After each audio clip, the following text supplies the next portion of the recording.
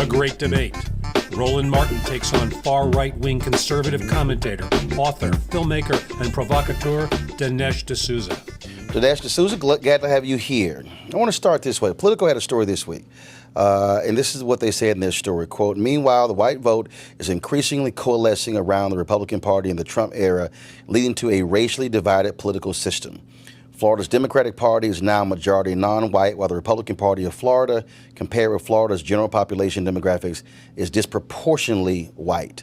The racial realignment of the parties may be disadvantaging the Democratic Party, which increasingly relies on voters with low turnout rates, while the most reliable voting demographic turns towards the GOP."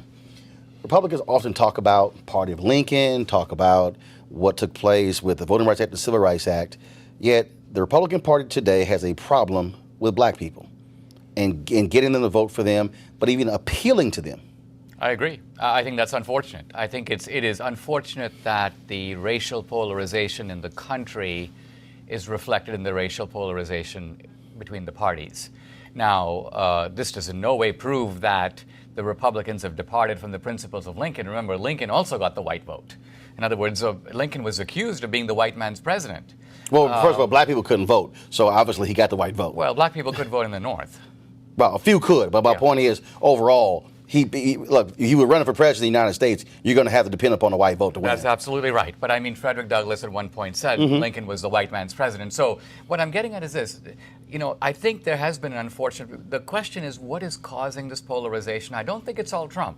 You have to admit that the polarization goes much earlier. Oh, no. The polarization actually goes back to August of 1619. In that sense, yes. I mean, so the reality is that has been the country that we've been.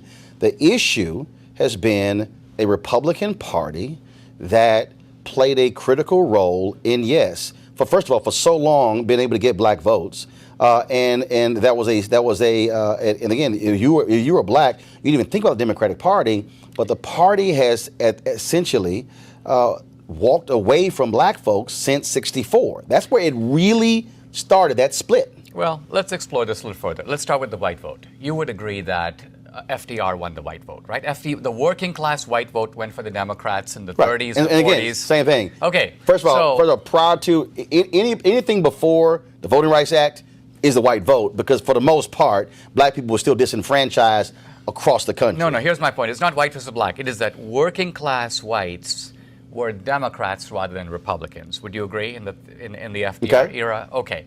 What I'm saying is that the Democratic Party began to alienate those voters, not just on cultural or racial issues, but also economically. It allowed globalization to wipe away their jobs and paid very little attention to that important demographic change. So here's what I'm getting at. Trump was shrewd enough to recognize this and appeal to those voters, but his appeal wasn't a racial appeal. His appeal was a jobs appeal. So if working class guys who used to identify with the Democratic Party because their jobs were secure through unions, now identify because they think Trump cares more about them than the Democrats, that's not a racial change. Well, he was actually making a racial appeal. So even go back further than that, because if you talk about what took place with unions, you had a Republican Party that really went, especially if you look at Ronald Reagan and going forward, was in many ways going after unions in different ways.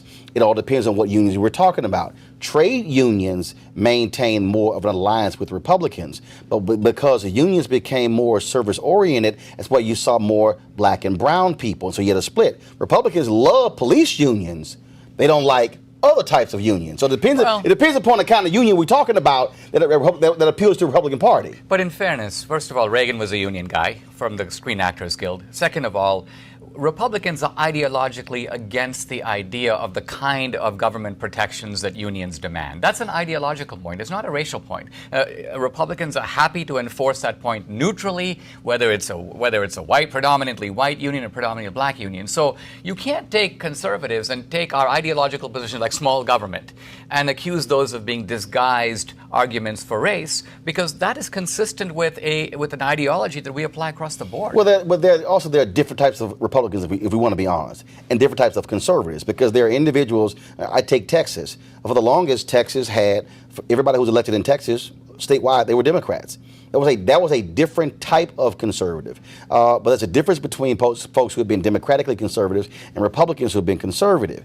One of the issues that we still also within the Republican Party, you have different Republicans. You have those who some call national security Republicans, others call economic Republicans, and others who call social conservatives, and then you have those who might call themselves, as being moderate. The issue to me today... But look at you named 4 categories, and none of those categories are predominantly racial at all. So let's take the national security guys. They're against ISIS. They want a strong America. They're not against Muslims. They would be against Russians if the Russians did the same thing that ISIS did. Second of all, the economic conservatives are all about small government. The social conservatives care mainly about issues like abortion. So what I'm getting at is you see a party that's not defined racially, but nevertheless has a constant effort to pin the racial tail on the Republican donkey, even though that's not what motivates us. But here's the piece, but it is there. I mean, the fact of the matter is, I'll give you a perfect example. When I had the show Washington Watch on TV1, we offered blanket invitation to any member of the Republican conference to come on the show. Anyone, at any time. Virtually no response. And in fact, they called Sean Connor, who was an African-American at the RNC. Hey, what do you think? And Sean said, y'all should go on the show. If you want an opportunity to talk to black people, this is the only television show that's a Sunday morning news show. Wouldn't do it. Tom Price came on. Pete Olson came on. Tom Price came on twice. Olson came on. When Alan West came on, I told Alan West the same thing. Alan West told his press secretary, he said, send an email right down to every press secretary in the Republican conference, and they should come to Roland Martin's show. He said he will give them a fair hearing and opportunity for them to talk about these issues. No response. And I keep saying to Republicans, you can't go on one hand, why are black folks voting Democrat when you have Republicans who make no effort to even go after black people because there's this fear of what are the issues that are going to come up? The Republicans, look, and I think Trump is in a different category here, but generally Republicans are scared of the race issue. And they're scared that they will be accused of racism and they will not know how to respond. There's a how about you respond based upon issues? I couldn't agree more. But part of it being scared is because they have to deal with the realities also of policy. So for instance, on this show, we talk about the issue of voter suppression constantly. Republicans come, oh no, it doesn't exist. And I'm going, we're looking at it. When I bring up North Carolina, when the federal court said there was a laser-like targeting of black voters, Colin Powell, when he went to North Carolina, criticized Governor McCrory in his face and saying what you are doing when it comes to voting in this state is wrong and it's not fair to black people. And folks said, okay, whatever the hell, we don't listen to Colin Powell. He was a Republican, a black Republican, trying to tell them that. And I'm telling you right now, for black people, Trump can run around and talk about jobs all day. He can talk about all the other different issues. But for black people, there's nothing more fundamental than when efforts are put in place to deny them the opportunity to vote. Look, here's what I was getting at when I said that Republicans have this kind of fear. Just a few days ago, I spoke on a college campus, and somebody asked me a question about LBJ, and they were asking me about LBJ's supposed conversion from being a racist Democrat to a morally enlightened progressive. And I said, in my opinion, this conversion was highly suspect because there was very strong evidence that well into the 60s, in fact, post the 1964 Civil Rights Act, Johnson was regularly using the N-word. And I cited Robert Caro, I cited Doris Kearns Goodwin, I cited Barbara Dallek. Yeah, we got it. Okay, so the moment I said that, there were on a number of left-wing websites, Dinesh uses the N-word. And I'm like, I use the N-word. I'm actually accusing LBJ of speaking like that and quoting him and citing the historians who have pointed this out. But see, my point is, because I'm not a white guy, that attack doesn't stick. But if it was a white guy, he would freeze because it'd be like, oh, I use the N-word. Even though so what I'm getting at, the left does this kind of hit on you. Even though it's a smear, it's completely unfair. I'm not saying you're doing it, but I'm saying Republicans live in fear that when they're accused of using the N-word and it's some white guy, he doesn't know what to say and his career may be over because of so that's why they say, let's stay away. Well, first of all, you don't have to even use the N-word. You can simply say LBJ used the N-word. You don't have to actually use the word. I mean, so first of all, if you're white, all you have to say is, folks, here's evidence where LBJ used the N-word. Nobody's going to get mad because you said the N-word. You're probably going to get a little bit mad if you actually use the word. But here's the issue even with that. even with that, Republicans bring that up, but there's no denying where LBJ was on driving through those policies, how they will impact black people. Of course, now, the argument first of all, first of all, there were a whole bunch of white folks who used the N-word because that was just a common thing for them. But I can still look at if you look at, again, Civil Rights Act, Voting Rights Act, Fair Housing Act, there was no greater politician during that period who said, we're going to make this thing happen, even over the objections of his fellow Southern Democrats. Well, LBJ made a calculation that the demographics were changing, that there was a great black migration, blacks were voting in much greater numbers. Also, the white vote was already moving toward the Republican Party in the 50s. In any event, I'm not disagreeing that LBJ pushed the Civil Rights Act. I'm questioning what his motivation was. I think it was tactical. I think he was looking at the long-term interests of the Democratic Party. But Abraham Lincoln was tactical. Of course it was. I mean, you have evidence. I mean, Abraham Lincoln literally said, if I can save the Union, and slavery exists, fine. If I can save the Union and then get rid of slavery, fine. My goal is to save the Union. There's documented evidence of LBJ's feelings about black people, about slaves. And so there's always a motivation for a politician. The question is the end result of what they did. The reality is, with all the motivation of Lincoln, which of course Lerone Bennett laid out in his book Before the Mayflower, and all those different issues about Lincoln, the reality is Lincoln still signed the Emancipation Proclamation, which freed the freed slaves in the territories that were involved in the Civil War. And then you had to still battle after that. And so you still had that issue. Same with LBJ. But the problem that I still see is this here, from a Republican Party. When I use the phrase, they're scared of black people, I'm telling you, black Republicans, who I've known all my life, it drives them crazy when their own party, they won't even listen to them.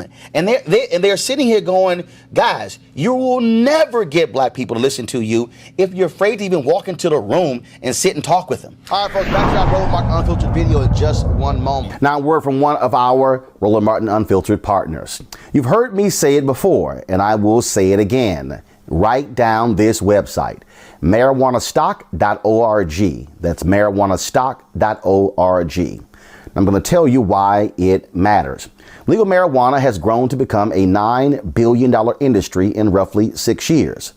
Forbes magazine predicts the market will continue to grow to nearly $50 billion in the next 10 years.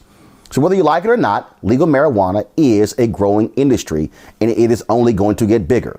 Now, if you're an investor, you get it. You look for business models that are easy to understand in industries that are trending up. Our friends at Transatlantic Real Estate made their business very simple. They buy land that supports legal marijuana operations and lease it to high-paying tenants. So you are investing in the landlord of a licensed marijuana farm. Stop working so hard for your money. Let your money start working for you by investing in the legal cannabis industry. You can invest as little as $300 up to $10,000. But you can't wait. This crowdfunding opportunity is only available for a few more days. They say that you either make things happen, watch things happen, or sit around wondering what happened. Don't be the person watching and wondering. Don't let another investment boom get away from you. It's time to make something happen for you, your finances, and your family.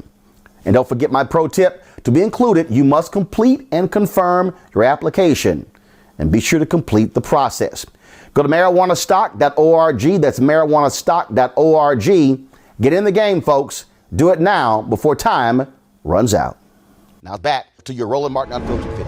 Well, here's a profound exception to your rule, and that, you may be surprised to hear, is Trump. I mean, I don't know if Rasmussen is correct in saying that Trump's support among African Americans is 40%. Let's say that they're overcounting. Let's say it's 30%. Republicans normally have trouble, as you know, getting 10%. So a 30% would suggest that here you have a guy who doesn't have that fear. And here you have a guy who... actually, he does have the fear. I don't think he does. Actually, he does. I've been at the table with him twice. You look at all the rallies he does, you're not seeing him doing rallies where there are black people. He won't, no, this is a fact. And I've been trying he won't sit down with black media. He won't do any of those interviews. And you would think someone who's constantly touting in rallies how he's doing great for the blacks, he would actually have the conversation. He won't. He has these very Well, he had the Black Leadership Summit of young people. That was interesting. I mean, you had a bunch of guys, 300 or 400 young people. Okay. How often do you see young people chanting for Trump and chanting USA? Did first, you cover that? First, Dinesh, yes, I was there. Okay. I was there. It covered it. But also, guess what? Turning Point USA denied black media credentials to actually cover it. Why'd they do that? Why don't you ask them? I got a letter from them where they approved. Jackie Clark is my booker. They approved us. No, Stephanie Eldridge. So they approved us having the credential. Then he sent an email. Oh, my bad. I'm sorry. You're not approved to cover it. And which is also, which is also part of their game, because that's what I'm talking about. When Candace Owens and Charlie Kirk are running around out there, they're not talking to black people. Okay, she doesn't want to come talk to black people. She's out there, and I know that game. I've seen that game. If you're going on Fox News to talk to black people, that's the one network that has the smallest black viewership out of all the cable networks. You're not trying to talk to black people. Donald Trump as well doesn't want to have those conversations. I've sat there twice in the White House. As a part of the anchors asking him questions. And these are the issues. What they want to do is, and this is the problem for Republicans, for white Republicans, they want to have conversations with black people on their terms. Well, I don't not the terms of the people. I'm not sure if that's it, because let's look at it this way. I do think that there is a group, let's just take, for example, the Black Caucus, which has a vested stake in the Democratic Party, and its agenda mirrors the Democratic Party's agenda from A to Z. So, first of all, the Black Caucus is the largest caucus in the House among House Democrats. I'm not denying it's a legitimate caucus. I'm simply saying that you can see why a Republican who sees that those guys are dug in one camp are going to say, listen, if we want to talk to African Americans, we don't necessarily want to do it through the channel of the Democratic Party. So the bottom line of it is, I don't see who are you going to talk to? Well, is there any reason Trump can't go to Detroit or Chicago or? There's no. He won't do it. Why won't he do it? Well, you need to ask him. Maybe. No, he literally. I think he should do it. But he won't do it. He won't. But it's not just him. I can go across numerous. Let me ask you this. I'll give you an example. I'm born and raised in Texas. Okay. I'm still registered to vote in Texas. Ted Cruz sent out an email, a tweet, where he was critical of Beto O'Rourke, some statements that he made about police brutality when he was speaking at a black church. Ted Cruz has absolutely no video of him even visiting a black church. Okay, that wasn't even consideration. And I keep making the point to Republicans. I can show you. Here's the proof of Republicans who made an effort to, one, respect black people, talk to black people, and work with black people. George Vinovich. George Vinovich was the mayor of Cleveland. While he was the mayor, he wasn't scared of black people. They actually were at the table, and he worked with them. He got 40% of the black vote when he ran for United States Senate. And then, when he ran for governor. Significant black support. Significant black support when he ran for U.S. Senate. Why? Because George Vinovich wasn't scared of black people. He actually sat down, talked to them, worked with them. That's the difference. The reason there's this schism between Republican Party and black people is that white Republicans across the board do not want to engage black people on issues that they care about. They want to say, hey, here are two issues that we got, and that's good enough. Well, now, there is another side to this that is a little bit firm but needs to be brought up. And that is that it is always a danger for any group to put all its eggs in one basket. So, for example, let's take the African American vote. If the African American vote is 90% in the Democratic bag, right? A Republican's going to say, look, I'm waiting for 9 or 10%. Maybe I can push it up to 12. Hold on. But ask why. I agree. Right. But ask why 90%. This is very simple. Okay. And I'm going to just use an example that all of us can understand. You and I in high school. There's a woman. We want to ask her to go to the prom. You don't even talk to her. You don't even look at her. You don't even wave at her. Oh, your example doesn't work. No, here's the deal. If you don't even make the attempt, you're never going to get somebody. Right. If you don't even say hello to them, okay. if you don't even meet with them, and black people are smart enough to go, wait a minute. If you don't even come by, if you don't even talk to me, you don't even engage me, you're never going to get that person's vote because you don't exist to them. I know, but that mistakes the cause and the effect. Let me explain what I'm talking about. I've only seen it my whole life. Right, but you're acting as if blacks aren't voting for Republicans because Republicans aren't courting them more. There's a grain of truth in that, but the deeper thing is this. The black vote moved from the Republican Party, where it had been for 40 years, going back to Lincoln's days. Longer than that. I mean, it moved to the Democratic Party in the 30s. Well, it was moving there, and that also was because of Herbert Hoover and the Lily White movement in 1928, when you had white Republicans who were aligning with Southern Democrats with that Lily White movement. But even then, even in 1928, Ida B. Wells was still campaigning on behalf of Herbert Hoover, and Claude Barnett was saying, wait a minute, what's going on here? Of course, FDR comes in, but even Eisenhower got a significant percentage of the black vote. As did Nixon. Same thing. But so when you say the numbers, basically Republicans, where Democrats are today with the black vote, that's where Republicans used to be. Correct. And what I'm saying is that the bulk of that shift, about 2/3 of it, occurred in the 30s. See, Herbert Hoover got 2/3 of the black vote in 32. But FDR got 2/3 in 36. So that shift was not because of race. That shift was really because of the New Deal. It was a combination. But I'm trying to get you to understand, Dinesh, it was a combination of both, because there were numerous black leaders who would you deny? But would you deny in the 30s the Democratic Party was the party of segregation and the Ku Klux Klan? Of course it was. But guess what? White America was racist.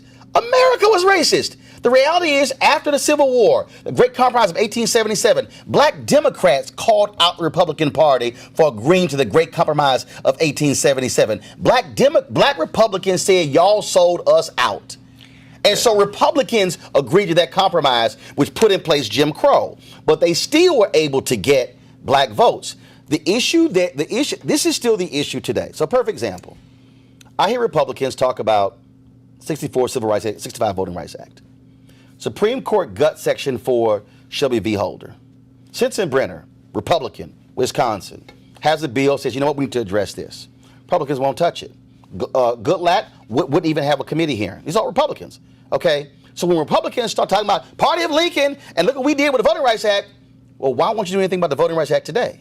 Why won't you even have a hearing? Why won't you even address it?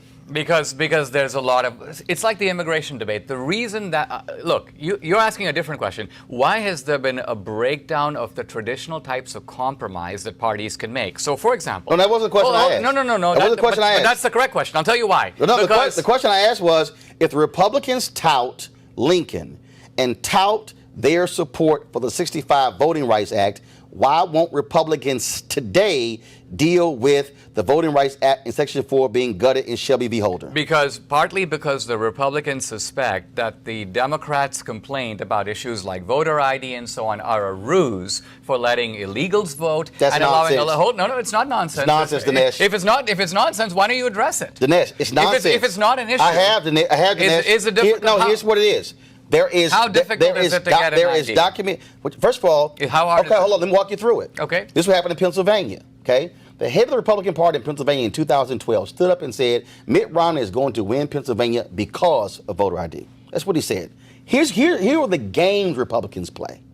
In Pennsylvania, they said, okay, if you don't have an ID, you can get a free ID, but you need to come into the office, sign the affidavit stating that, and then we'll notify you about the ID. The person goes back home.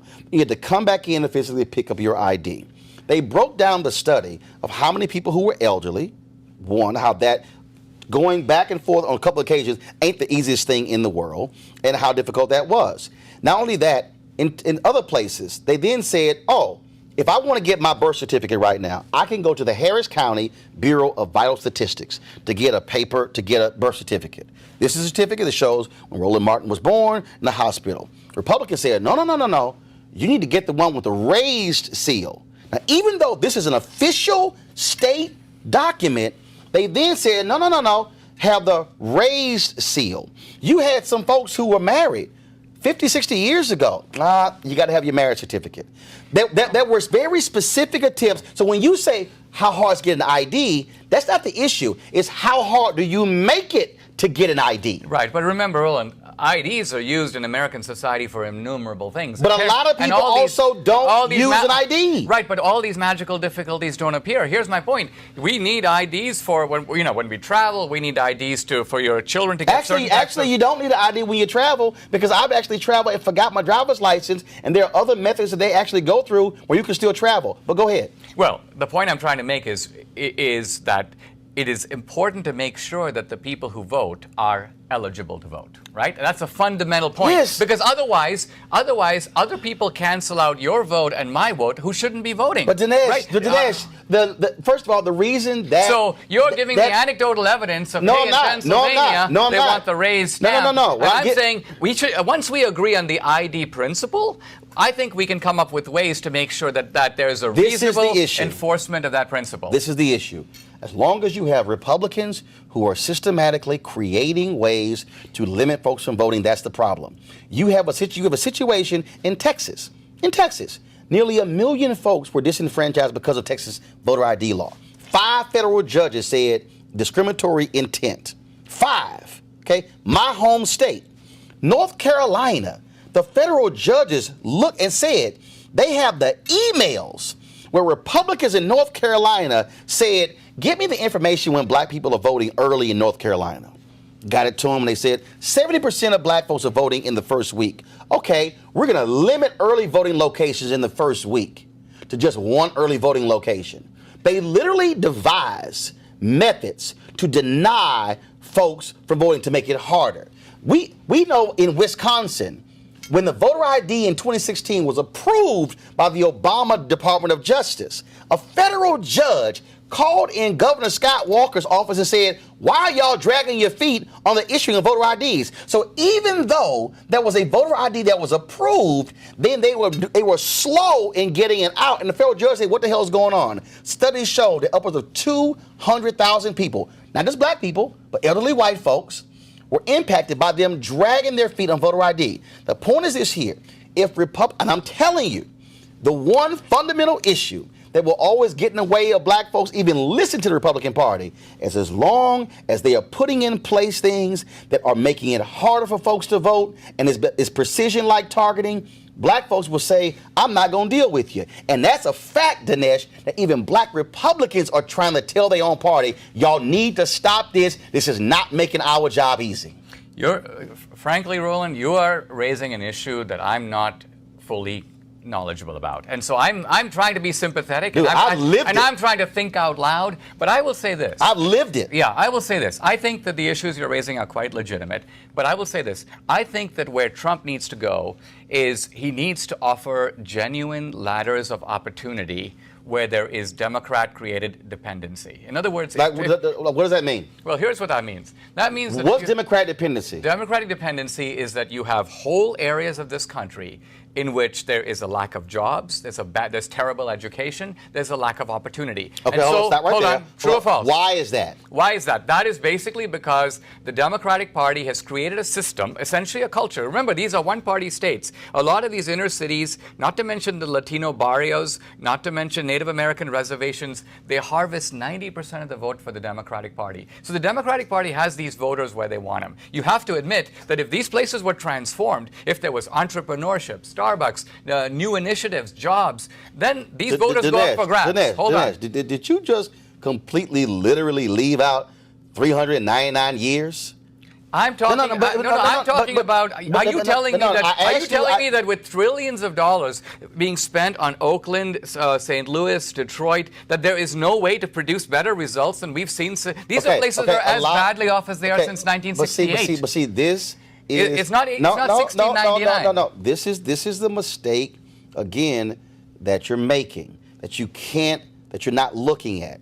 First and foremost, if you go from August of 1619 to 245 years of slavery and 10 to 12 years of Reconstruction, and then, of course, Jim Crow comes in 1877, and that thing extends to 1968, let's say 1970, the passage of the Fair Housing Act and all those different things like this. This is 2018. If you use 1970 as your barometer, we're only talking about black folks being technically fully free Americans for 48 years. Next week, November 14th, I'm 50, which means I was born into an America that I was not technically a fully free American. I have met individuals who were the first African Americans. I met a guy at the Treasury Department for an event. He was the first black person to ever work at a bank in the entire state of Louisiana. He's hired in '68. The first wave of African Americans hired in Wall Street, 1971, 72. What I'm talking about here is we've had a nation that has frozen folks out of economic opportunities for centuries. And then what then happens is people go, oh my goodness, what happens? You talk about wealth creation. You talk about all of that. The reality is the highest point of black home ownership ever was 60.4%. We saw during, of course, of the recession beginning in 2007, 53% of black wealth wiped out. When you look at these cities, what people don't want to say is, okay, what created these cities? How did redlining create these cities? How did impacting folks and compacting them in districts create these sort of pockets? See, that's the deal. Every time Trump talks about Chicago, he doesn't want to deal with the economics of Chicago or the education of Chicago. He only wants to talk about the law enforcement of Chicago. And that's the piece that he does it. And I've questioned him at the table, and he doesn't have an answer. Right, but I would say in Chicago, as in these other cities, educational spending has risen astronomically. It has risen by leaps and bounds, and the schools haven't gotten better. And yet I don't see Jesse Jackson out there protesting at the schools, demanding the superintendents resign. I don't see efforts to transform the schools. Dinesh, have you been to Chicago? I have. Okay, when you say you don't see it, he's done that. No, Dinesh, but he's not. Dinesh, I lived in Chicago for 6 years. I covered it. I ran the Chicago Defender at a radio show on WVON. What you just said is not true. I have literally seen it. Jesse Jackson, as a particular high school in Chicago, when one of the schools where he visited, where they had a school pool, no water in it, dilapidated, and where he went to Arnie Duncan and said, how in the hell you got a school that this is dilapidated? This needs to be repaired. He's done that. He's done that. And so what you're saying he hasn't done, he's actually done. No, I'm not saying that. I'm saying that the Democratic Party runs Chicago, right? If they wanted to fix the schools, are you telling me they're incompetent? They don't know how to do it? Oh, I'm telling you exactly. First of all, let's deal with Chicago. Harold Washington ran for mayor in 1983, and when he went to the north side of Chicago, he campaigned with Walter Mondale, and their cars were pelted by eggs because white folks in Chicago said, we don't want you. We don't want this black man to be mayor. See. I know all that. No. Hold I Dinesh. think, But this is what you're missing out on. So you keep saying Democrats. I keep telling you white. I'm telling you, the issue in Chicago, it ain't a question of Democrat and Republican. The issue in Chicago is absolute, undeniable segregation and subjugation of black people. I'm telling you, that's what it is. I have sat there and I looked at it and I saw it. This thing goes back from when black folks migrated, reading the Chicago Defender, Robert Abbott encouraging them come, moving to Chicago. That wasn't a Democrat thing. That was a white thing. And I'm trying to get you to understand, you keep making this thing Democrat and Republican. I'm telling you, it's a white thing in America. White supremacy and whiteness has created many of these systems that we have. And what we want to do is we want to act like it's a party thing when it's not. I'm not denying the power of white supremacy. White supremacy was invented in its most virulent form, as you know, by the Democratic Party in the aftermath of the Civil War. So it was used as a tool and an organizing principle, and the Ku Klux Klan was its military wing. And who benefited from it? Everybody who wasn't black. Well, it was a form of subjugation and theft. Right, precisely. So and what I'm saying is that if you were white, you benefited from that system. Whether you call yourself a Whig, a Republican, a Democrat, an Independent, or nothing, you benefited from it. That's American history. All right. Now, pull back a little bit and let me tell you a little bit of history, because one of the advantages of being an immigrant is I come from a different culture and the world is a wider place. Now, when I left India in the 70s, 1978, India was the begging bowl of the world, right? And I could have pointed to and would point to hundreds of years of British colonialism. People they lived in the same place for centuries. There's tribalism, hierarchy. Anything that you describe here was 5 times worse. And the level of poverty far more grinding. Now here I am, I go back to visit my family now, and it's 30 years later. And I see people who are going to the seashore to wash their clothes, they now have washing machines. And there are people who are walking or going by bullock cart have a car. So what I'm trying to get at is, it's not a matter of, and I could go back and talk about hundreds of years of this and hundreds of years of that. The truth of it is, if you have good economic policies and they're put into effect, you're going to see transformation. And it doesn't take more than 50 years. But Dinesh, within a lifetime. But Dinesh, this is what I think people can improve their lives. But this is also, I think, what you are skipping out on. What we saw, and Dr. King wrote about this in Chaos or Community, Where Do We Go From Here? He said the issue for us moving forward is not going to be the person in the Klan hood, in the hood. It's not going to be the person burning a cross. He said it's going to be the moderate white. This is what King wrote in 1967 in that particular book. And what we saw in America, we saw, okay, all right, we're cool. So I'm going to use the 3 Civil Rights Acts. We saw 64 voted Civil Rights Act, 65 Voting Rights Act. But when it came to housing, Republicans and Democrats, well, hold up. Now y'all going too far because you're trying to live with us. This act was filibustered. And it was a combination of Democrats and Republicans who filibustered that from 60 all those years. It was broken, finally broken, with Senator Edward Brooke, African-American, Republican of Massachusetts. Right. They broke it in early 1968. It was still filibustered in the House by Republicans and Democrats. The only reason the Fair Housing Act was even signed into law is because King gets killed on April 4th, assassinated, murdered. And on April 5th, LBJ sends a letter and said the best way to honor his life is to pass the very bill that he fought for. They were going to still fight that because, so here's what happened. Because you had Democrats and Republicans who were like, look, we gave y'all the right to vote. Okay, fine, you can go to hotels. But you're not trying to live next to us. And that speaks to where America was. And then what then happens? Our neighborhoods is there where you had so much impacted poverty. But you also had where programs were working, but you had the rebel of white middle-class voters who say, wait a minute, why is my money going to these poor folks? When it wasn't going to poor black people, it was going to broke white people. I mean, when we talk about how do you transform, Republicans love talking about inner cities and how bad they are.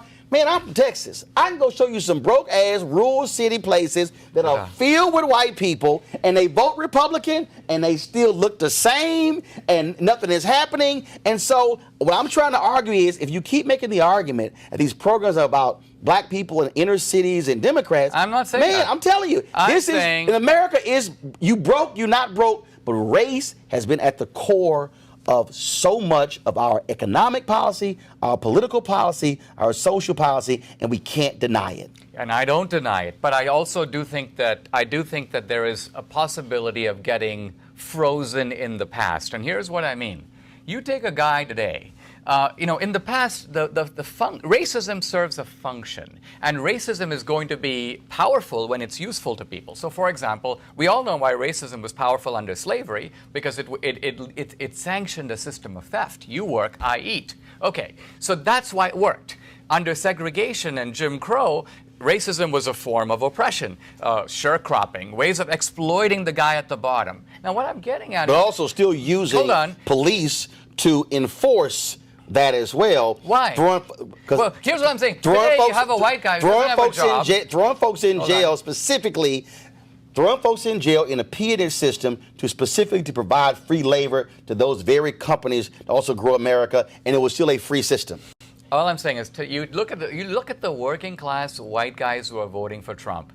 What are they getting out of racism? Nothing. Are they exploiting blacks in any way? No. Are they discriminating against them? No. Do they have jobs to give them that they're denying them? No. So why do they believe it though? Why do those white men believe that, oh my God, they're taking our jobs? The focus groups data show it. The concerns of the white working class have far more, I think, to do with illegal immigration, because there is a competition for jobs. You don't deny that a guy coming across the fence who's willing to work for less is an economic challenge to a guy who's living on the margin. Well, so there is a competition for jobs. So his fear is not irrational in that sense. It's not anti-Mexican. Look, if there were Chinese guys or Indian guys or guys from Ireland across the border and they were swimming across the Rio Grande, you'd have the same concern. So why why then, when you look at the focus group data, then when you look at the studies that are done, where you have a racial animosity among those white Trump voters that exists? The days after the election, Thomas Etzel writes to the New York Times. I've seen all that. No, but that exists. There is this whole view. There's this white fear that folks are gripped in. And see, here's the mistake that we keep making. And again, I go back to what King wrote. And Bernie Sanders just talked about it. He said, well, these people are not necessarily racist, but they were uncomfortable voting for this guy right over here. The issue that we still have is, the problem we have in this country, we go, racist. No, they're not racist. As if racial feelings and perspectives and viewpoints somehow don't inform people's views. I watched Morning Joe during the election. I'll never forget. They were talking about, well, with these white men, the wages of white men, working class men have only gone up 3% since 1972, something along those lines, and for black men it's gone up 12%. And I'm going to tell at home going, well, what the hell were the wages before 73? I'm like, dude, we were locked out of so many systems. Hell, of course the annual wages of black people are going to go up. We were completely locked out of a system. Yeah, see, people are walking around as if what took place never existed, like we all started on the same starting line, and like, well, I don't understand why it's increased for them and not us. I don't think that's the issue at all. Here's what I think. But it's in the data. Here's the point. When a group experiences downward mobility, they blame somebody. Their situation, that's not supposed to happen in America. Very few groups have seen this. Very few groups have actually been going like this and then like that. Now, there are people who are stagnant and there are people who move up, but this downward mobility is even more traumatic when other people are going up. So the white working class is looking around and seeing that we've seen enormous American prosperity. I mean, when I came to America, the Dow Jones Industrial Average was, I don't even remember what it was, but it was in the hundreds. Okay, but 20,000. But here's right there. And this is the thing, and those white working class folks should realize. The Dow's not about them. First of all, half of America doesn't even invest in the stock market. Okay? That is not about them. Okay, it's not even close to it. I'm using the stock market as simply a metaphor because it represents all the companies. So it reflects the state of the economy. But the problem with that, it's not your investment in the stock market. But the problem with that is that we go, oh, see, we're doing better. No. They are doing better. You're not doing better. When you look at what has happened in this country, we saw with the carrier workers. Trump came in, I'm going to save your jobs. Okay, they gave them some quick tax credits that lasted 6 months. And Kerry said, we're out of here. Automation is what's killing them. The issue that we're having with many of these people who are living in the middle parts of the country, where it's 90+% white, okay, they actually think we're going to go back to old America. They think, oh yeah, that one company is going to supply this entire town with jobs. Yeah. It's going to feed the general store and the restaurants and the coffee shop. That ain't happening. And they're sitting there going, oh, but Trump told me it's going to. It ain't happening. Well, when's the last time you went to a bank? Well, I go to the bank. Okay, I haven't walked to the bank in I don't know how long. I know. How many jobs have we lost because of that? Because of technology? How many jobs have we lost because of automation? You have immigration, you have globalization, which is to say free trade, and you have technology. And that's a perfect storm. You have 3 gale force winds that have been blowing against, wiping out whole industries. And the Chamber of Commerce that loves the Republican Party, they don't mind globalization. Yeah, they don't mind trade. They love. And wouldn't you agree that the Democratic Party has not offered a serious alternative on any of these 3? On what? Globalization, what's their solution? Here's the deal. Trade.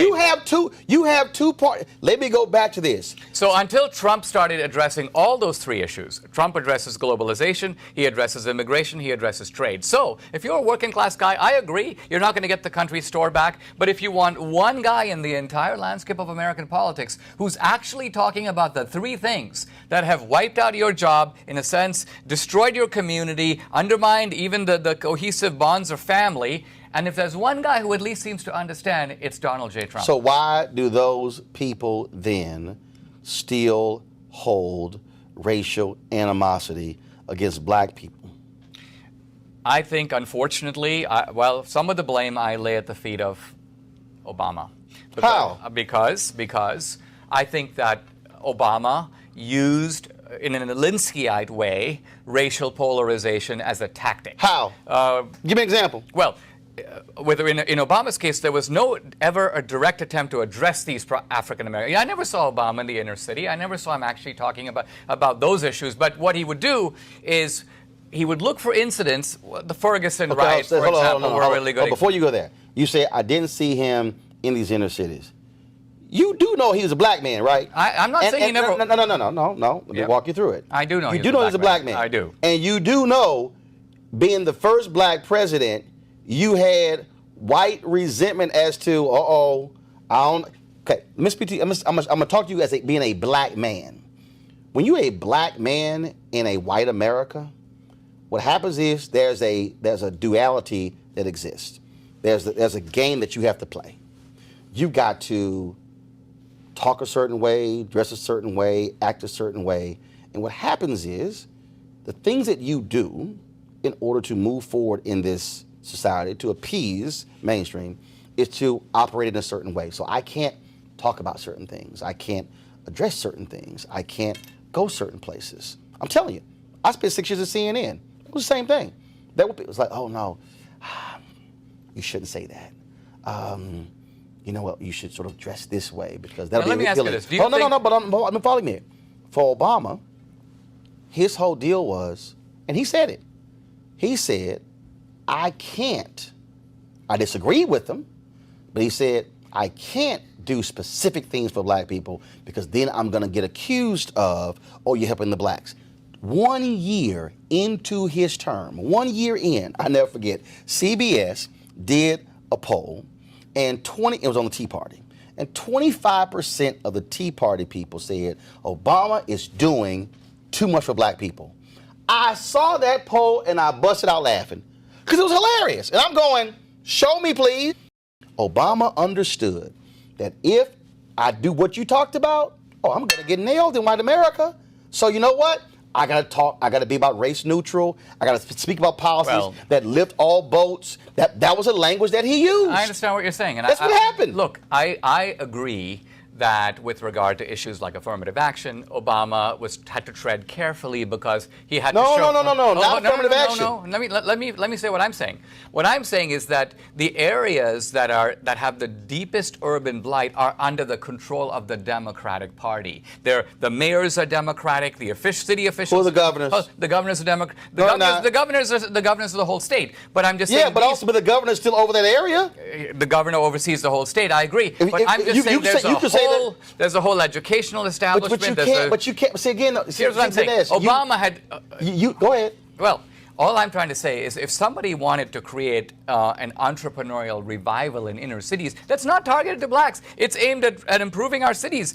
Our city life is terrible in this country. Okay, so Dinesh, how do you then completely ignore when Obama was trying to present that level of agenda that got blocked by Republicans? Because Obama had an anti-business gene that he seems to have. We don't need to debate this, but he had a resistance to entrepreneurial capitalism. No, he didn't. Yes, he did. He didn't. Yes, he did.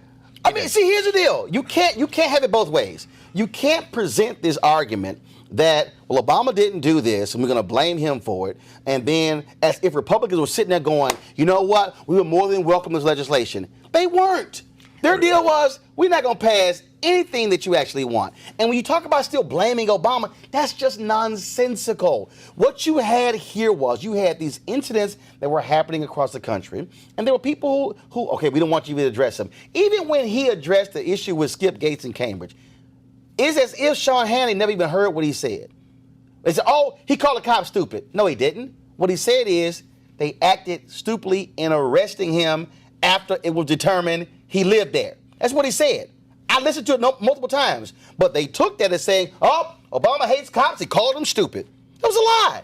What he was saying is, yes, it was stupid to arrest the man after you've already established that was his house. And every black person who was watching it going, yeah, no kidding. Hell, I lived there. Why in the hell would you arrest the guy and that's his house?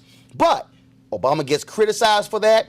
His white advisors come in. Hey, we got to downplay this. We got to knock this thing down because, you stepped in it. Obama said, hell, I'm not sitting there walking that thing back. Get the hell out of the Oval Office. Then they go back, no, he's got to walk it back. 2-3 days go by, it's all on conservative radio, it's all on Fox News. Now we got to have the beer summit. That point right there, Obama gets gun shy on the issue of race because how he was attacked for a comment he never made. So what you may be saying, if, you know, what I think is very interesting about this conversation is you have, here we are, you know, the two of us, we are clearly living in two different moral universes because you just described living this dual life. And of course, I know about it. I've read W.B. Du Bois, Richard Wright. I gotta live it. I know it. I don't live it. And I have to ask myself a little bit, are you describing an experience that is unique to African Americans in this country that applies to no one else? Actually, no, the answer is yes. The answer is yes. Okay. Because the reality is no other group has the history, has the ingrained history that we do. No other group. There's no. Correct. I agree. And that's part of the issue. So, for instance, Republicans they're debating on the floor of the House, and the Republicans want to get rid of an Obama-era law that targeted discrimination in auto lending. Their argument, oh, this is hurting business. Black folks are going, no, it's hurting us because the data was there. The data showed that when somebody black came in, they were offering them higher interest rates when it came to vehicles than somebody who was non-black. What do Republicans do? Let's get rid of it. And Maxine Waters is on the floor arguing with the Republican on it, and that's the example I'm talking about. How simple is something such as anti-discrimination rules meant to target auto lenders so they're not discriminating against black people, forcing them to pay more, and one of the first things Republicans do when Trump gets in, we're going to get rid of that law. And I'm sitting there going, Republican, this is why black folks won't vote for you. And and so when you talk about this whole duality, here's the deal.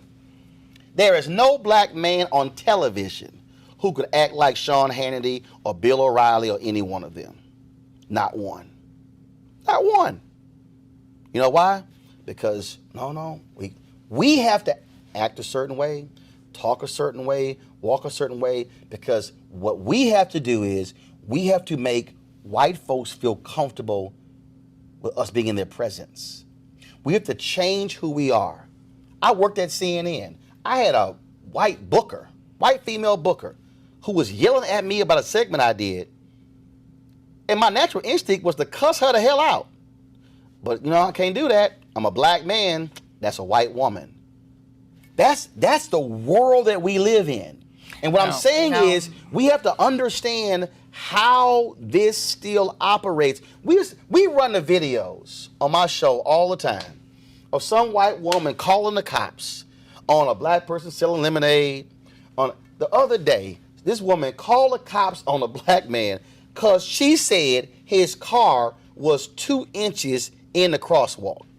Stuff happens to black people that don't happen to other folks, Dinesh. No, look, and so here's the point.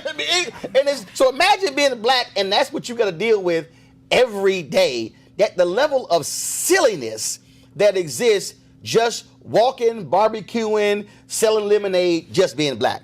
And you try to be an entrepreneur, but damn, you're going to call the cops on me because I'm selling lemonade, and you ask me, I don't have a permit. Well, I will tell you that, look. It don't happen to white kids. Yeah, I have been in the precincts of the conservative Republican Party for 30 years. These kinds of complaints that you're making, I assure you, would get a very sympathetic hearing among any Republican group I know. The caricature that these are white nationalist Ku Klux Klans guys, nonsense. That's not true. I'm not saying that there isn't a constant political rivalry between the parties. I'm not saying that the two parties do whatever they can to undermine the other party's prospects. But I am saying this, that if you're making arguments that fit within, I would call it the colorblind principle. The colorblind principle basically means the same rules apply across the board. If a white guy wants to get certain terms to get a car, a black guy should have the same terms. I'm saying that colorblind principle is, in principle, as far as I can see, it has no resistance on the Republican side. Now, why? Because I'll tell you why. So why did they get rid of the law? Why? Because in some of these cases, the Republican suspicion, and we can debate the individual case, is that the law is actually trying to do something else other than enforce a clear colorblind principle. See, Dinesh, Republicans are not against. Dinesh, here's the deal, though. The data is clear They have the data. It's there. Well, I've seen the data on bank lending. I haven't seen the data on automobiles. Look, I can tell you right now, as a black man, when me and my former wife went to go buy a house, you know what they asked for? They saw our income, and they said, can y'all bring in deposit slips? I said, hell no. There's nothing here that says I have to bring in deposit slips to prove my income. That says direct deposit slips. I'm telling you what this experience is like. And what I'm saying is, that's why I kept saying technically fully free. There was a black woman who sued the VA in Virginia. Credentials, perfect, you name it. She goes in, applies for the job, all the education, and they went, when the interview was over, we don't like her cornrows. They didn't like her cornrows. She sues, she wins. Taxpayers got to foot that bill because of that. And that is a part of the black experience in America. And what I'm saying is, you said it would get a sympathetic ear from Republicans. Yeah. What Republicans, but you're gonna have to prove it, because I'm telling you right now, there were a group of black Republicans in Illinois when I lived there. They had a meeting with the Republican Party in Illinois, and they came with their charts and everything showing what we can do when it comes to trying to get black votes.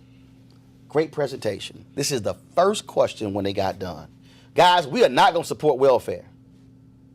The black Republicans went, who the hell even brought up welfare?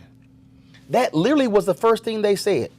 What I'm saying to you is that as long as Republicans don't sit down with black people, don't talk to black people, don't communicate with black people, don't do black media, they will never get black votes, and they will never understand, and that resistance to that leads to black folks saying, we want no part of you because you won't even talk to us. And I am living proof. And the last example I'll give you, Mitch McConnell, when his book came out, Strauss Media was booking his radio tour. They booked him on the Tom Joyner Morning Show. Largest urban morning show in America, 8 million listeners. They were like, they called back, Roland's gonna be doing the interview? Yes, he'll do the interview. What is he gonna ask them? He's gonna ask them about the damn book. And obviously, the news of the day. No, we're gonna go ahead and cancel. Why are you afraid to come on a show with 8 million? Because you're afraid to actually get asked a couple of fair and tough questions? He was the majority leader. I frankly don't. It's nonsensical. It makes no sense to me, because I think that the Republican philosophy today is exactly the same as it was in Lincoln's day. It's the philosophy of the self-made man. It's the philosophy of a guy who starts at the bottom. Well, they sure don't act like it. No, they do act like it. But what you're saying is that they are inattentive to a unique experience of African Americans. That's not, because look, the Republican message gets through to a lot of people. You're just saying that blacks are a special case. Now I'm saying if you have a special case. What I'm telling you is, when I look at that, when I see that the North Carolina Republican Party specifically targeted black people when it came to voting, they have the proof. It's sitting right there. What I'm telling you is, when I am living proof. I have had the only national television show that speaks to African Americans for the last 9 years. Three white Republicans, one Latino Republican, only because he's a Texas A&M graduate, Bill Flores, and then the black Republicans come on. Senator Tim Scott came on, Michael Steele came on, Ben Carson came on. I've interviewed every major black Republican in the last 25 years. White Republicans will not come on, and you got to ask yourself, why? Why will the black Republicans come on and not the white Republicans? Why? And that's the GOP's problem. Well, it is the GOP's problem, and I think that I'd like to see Trump address it more frontally. I'd like to see him. We're still waiting on him. Yeah, but I think you have a better chance with him than you might have had with a lot of other guys who may seem more close to you ideologically. They get an invitation. They get an email every single month from me to have that sit down, and they have yet to even schedule it, and most of the time don't even respond. We'll see. We'll see. Dinesh D'Souza, appreciate it. Thanks so much. My pleasure. There's only one daily digital show out here that keeps it black and keep it real as Roland Martin Unfiltered. Because guess what? We come back live January 3rd. The blackest show on all of digital, cable, and broadcast. See that name right there? Roland Martin Unfiltered. Hello. Y'all want some of this? YouTube.com/Roland S. Martin. And don't forget to turn on your notifications. There's only one show out here, folks, in the digital world that's focused on you. Because here's the piece. I ain't afraid of Fox News. Come back live January 3rd. You want to support Roland Martin Unfiltered? Be sure to join our Bring the Funk fan club. Every dollar that you give to us supports our daily digital show. There's only one daily digital show out here that keeps it black and keep it real as Roland Martin Unfiltered. Support the Roland Martin Unfiltered daily digital show by going to RolandMartinUnfiltered.com. Our goal is to get 20,000 of our fans contributing $50 each for the whole year. You can make this possible. RolandMartinUnfiltered.com. That's it for this special edition of Roland Martin Unfiltered. The Great Debate. Roland Martin and Dinesh D'Souza.